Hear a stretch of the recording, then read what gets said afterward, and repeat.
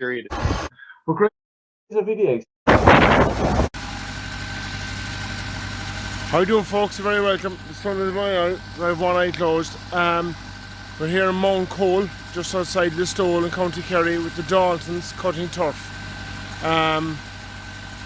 Cutting turf in Ireland is a massive tradition. Now, unfortunately, it is dying out. It's just kind of non-existent anymore. Very, very few. I would probably say, probably 1 in 20 or 1 in, where maybe probably more, 1 in 50 households now in Ireland are probably cutting turf, and even that's in rural Ireland. This is a Landini. I think she's a 9880 with a sausage machine on the back of it. Cutting turf in Ireland is a tradition since about 6,000 years ago, when the first farmers came to Ireland. So if you're eating your dinner this evening and you're eating peas came to Ireland from France around the same time as they started cutting turf in Ireland. Yeah, so we're gonna video this, and we're gonna give a look at the Landini. I'll tell you a bit of a story about Landini, and we'll give a look at the machine itself that's on the back of the tractor. So this is it. It's a Landini 9880 with triple wheels on the back and doubles on the front. If you give a look at it, you'll see the bog or the ground is sponging under the tractor. Of course, Landini tractors are built in Italy, and for those of you that don't know it, Landini recently acquired McCormick off of Case. So if you have a McCormick tractor, it's a very, very close first cousin of a Landini now. Of course, these cabs were also the same cab. I don't know the make of them, but they were used on some of the Massey Fergusons as well, on the 699s and the 690s and so on.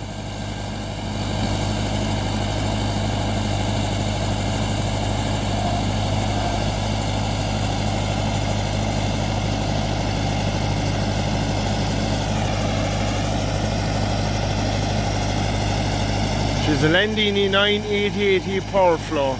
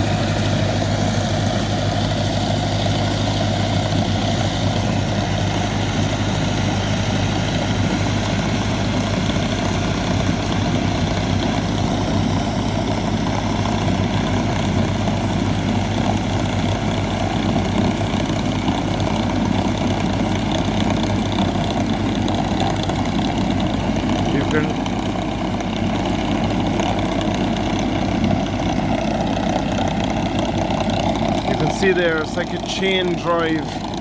It's like a chainsaw, more or less. You'll see it here now, and I lift it out at the end of the row. It's just really like a chainsaw cutting into the ground.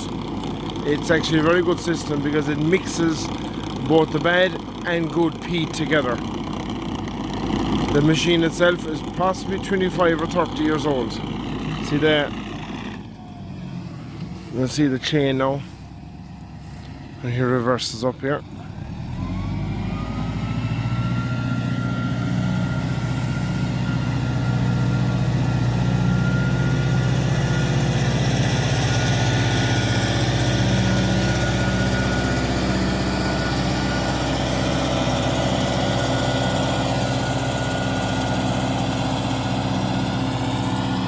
You know, I often wonder about turf and turf cutting in Ireland.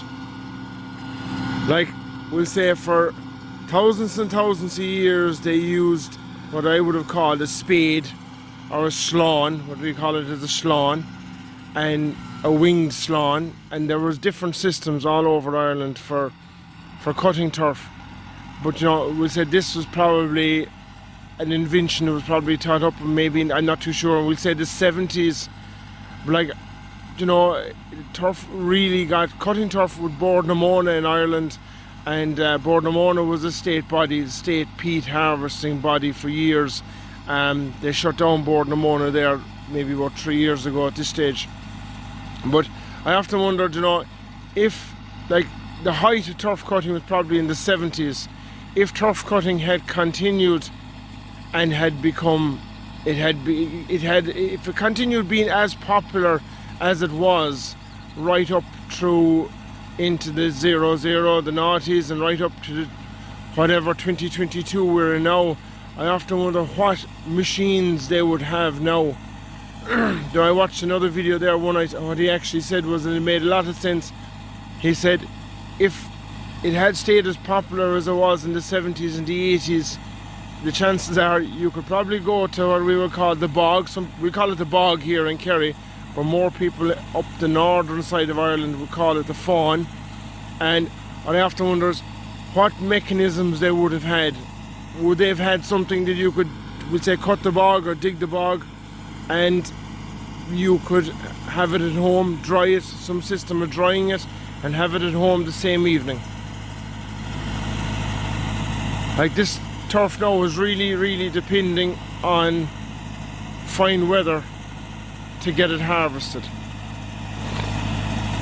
Like, this is a one man operation here now. He's all this cut this morning, and like, going back, we'll say a couple of years ago, well, a long time ago, in the 80s and the 90s, I remember cutting turf with myself, my father, my mother, and my two brothers, and it was a complete family operation. The slawn would have to be taken out maybe a week or 2 weeks before, and it would be put into a bag and it would be put into the local river.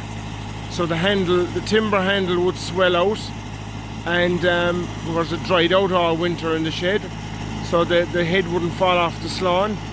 And then you edged it and you went to the bog. And I remember my mother used to cut all the turf by hand. It would possibly take, it would take us at least maybe 4 to 5 days to cut 3 trailers of turf.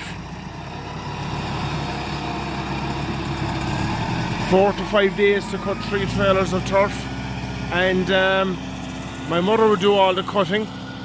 My father would do what we would call grabbing, which is taking the turf from the cutter. And myself and my two brothers would, we would be what they call spreading it, laying it out on the ground so it would dry. Another thing I suppose you do, you learn, it's like inventions, you learn as you go along. We'd light a fire in the bog that time to boil the kettle, to have tea. But what I used to, when I got cute, you could learn as you go along. My grandmother would have coal, and it was my job, being the eldest, to light the fire. So what I do is I'd bring maybe 2 little knobs of coal and put them into the fire so the kettle would boil faster.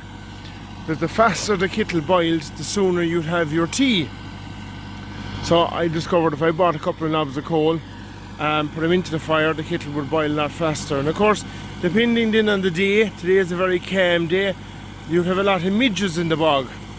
And we would light maybe different fires, upwind and downwind.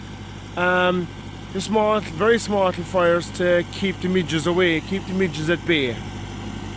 The smoke, they don't really like the smoke. It's like, I suppose, the modern day tiki torches.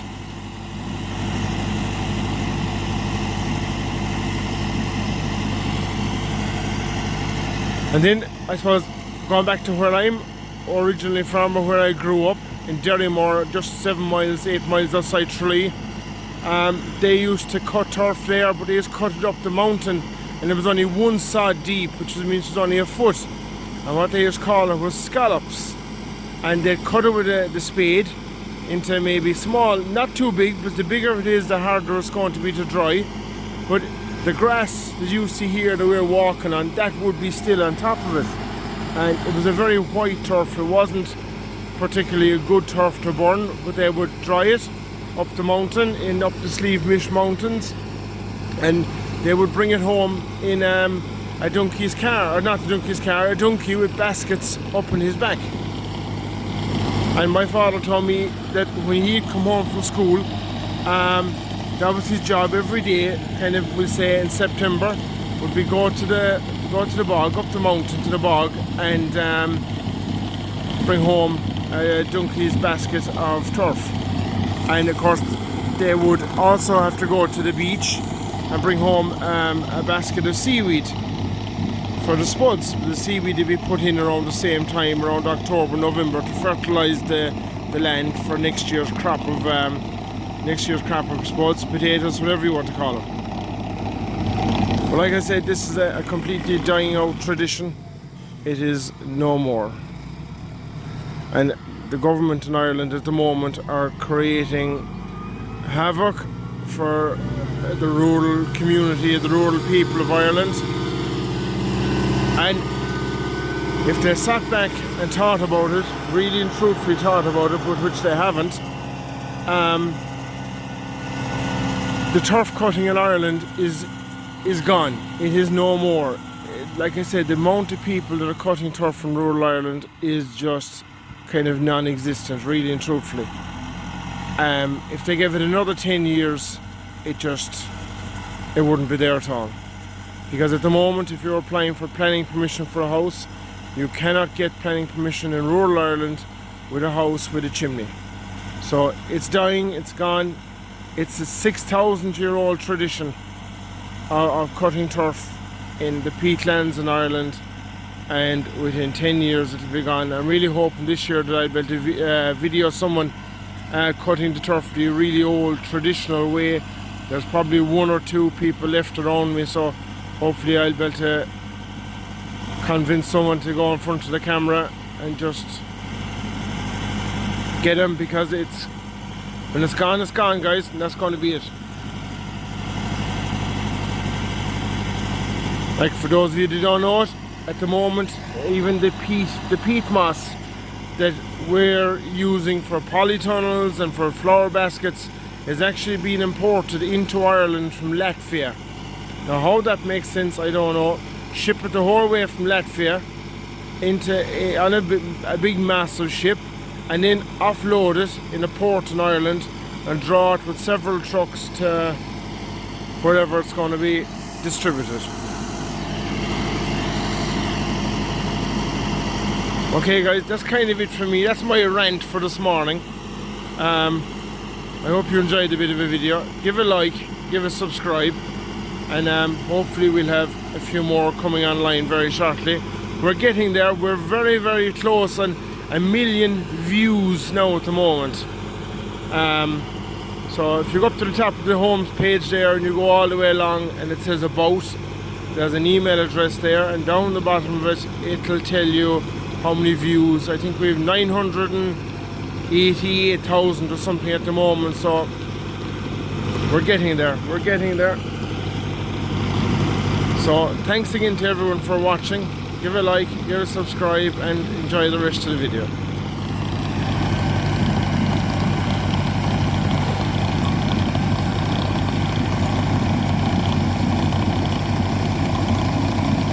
Actually, one thing I forgot to mention was the bog itself is 98% water. Oh no, 75% water.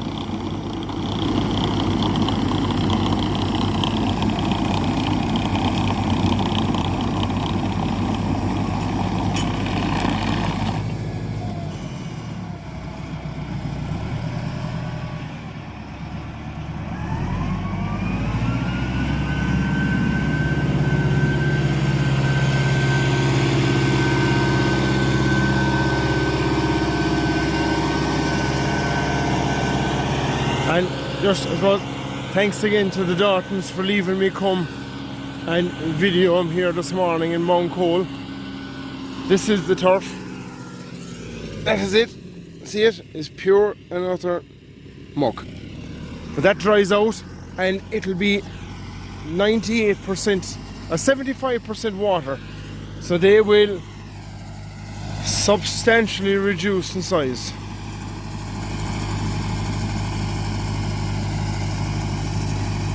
Of course, the triple wheels in the Landini is to help it float on top of the very, very peaty ground. You just wouldn't do with with single wheels. You'll probably struggle with doubles, to be honest about it.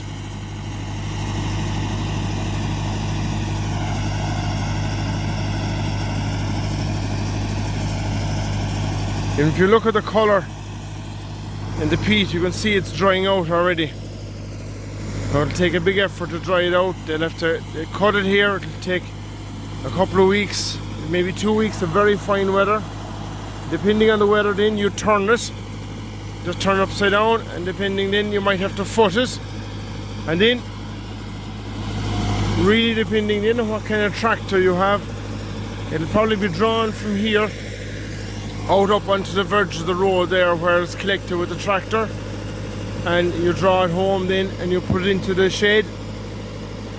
It's a great source of heat, and an awful lot of Irish homes are still using it, but like I said, a very much so dying out tradition. It's very labour intensive.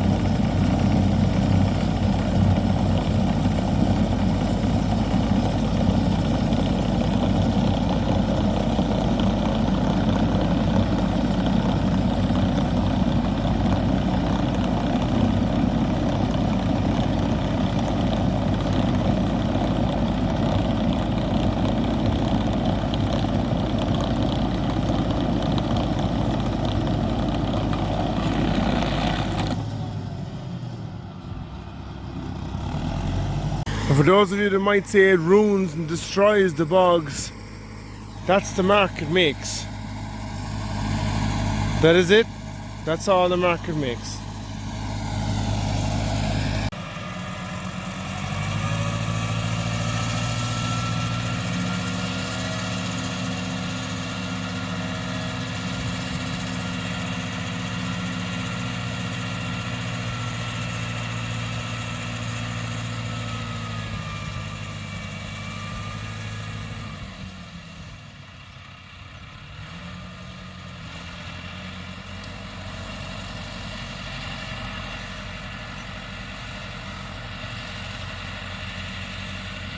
Sausage turf in Mountcole in Listowel with Tom Dalton.